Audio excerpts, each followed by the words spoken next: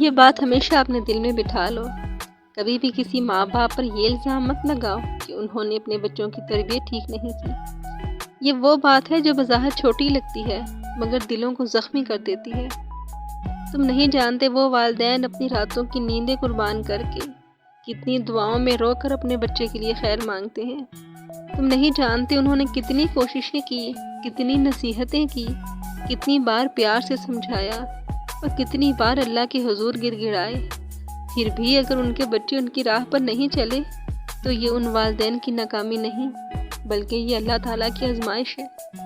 حضرت آدم علیہ السلام جو خود پہلے نبی تھے، جنہیں اللہ نے اپنے ہاتھ سے پیدا کیا اور فرشتوں کو ان کے سامنے سجدہ کرنے کا حکم دیا، انہوں نے اپنے بیٹوں کی بہترین تربیت کی، مگر پھر بھی ایک بیٹے نے دوسرے بیٹے کا خون بہا دیا۔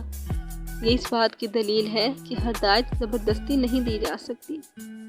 پھر دیکھو حضرت نوح علیہ السلام کو، جنہوں نے 950 سال قوم کو دعوت دی، اپنے بیٹے کو بھی سمجھایا اور روتے ہوئے کہا، اے میرے بیٹے، ہمارے ساتھ کشتی میں سوار ہو جا، کافروں میں شامل نہ ہو، مگر ان کا بیٹا نہ مانا اور طوفان میں ڈوب گیا۔ کیا کوئی کہہ سکتا ہے کہ نوح علیہ السلام نے تربیت میں کمی کی؟ نہیں، ہرگز نہیں۔ یہ اس بات کی یاد دہانی ہے کہ ہدایت اللہ کے ہاتھ میں ہے۔ اور پھر حضرت یعقوب علیہ السلام، جن کے بیٹوں نے اپنے ہی بھائی حضرت یوسف علیہ السلام کے خلاف سازش کی، انہیں کنویں میں پھینک دیا اور جھوٹ بول کر باپ کو دھوکہ دیا۔ کیا یعقوب علیہ السلام نے اپنی تربیت میں کمی کی تھی؟ نہیں، بلکہ وہ تو ایک نبی تھے، مگر بیٹے پھر بھی حسد میں اندھے ہو گئے۔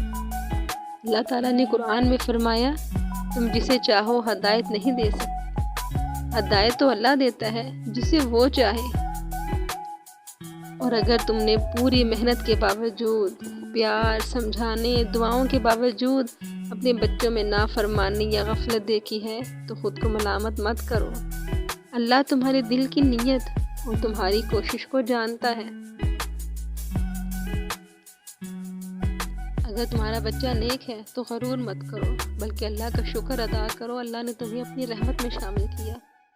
اور اگر تمہارا بچہ تمہاری مرضی کے مطابق نہیں تو غم مت کرو، کیونکہ شاید اللہ تمہیں صبر کے ذریعے جنت کے درجے دینا چاہتا ہے۔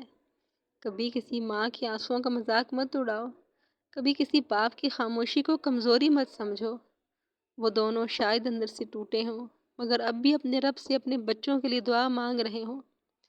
اے اللہ، ہمیں ہماری اولاد کے لیے صدقہ جاریہ بنا دے، ہمیں ان کے لیے خیر کی دعا کرنے والا بنا دے، اور ہماری اولاد کو وہ ہدایت عطا کر جو دنیا و آخرت دونوں میں ہمارے لیے فخر بنے۔ اے ہمارے رب، ہماری ازواج اور ہماری اولاد سے ہماری آنکھیں ٹھنڈی کر اور ہمیں پرہیزگاروں کا امام بنا دے۔ آمین یا رب۔